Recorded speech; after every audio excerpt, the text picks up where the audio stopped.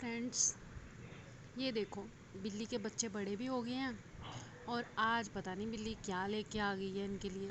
एक मज़े से लगा हुआ है खाने और एक अपनी वीडियो ही शूट करवाई जा रहा है। पता देख रहा है फ़ोन की साइड की, पता नहीं क्या हो रहा है।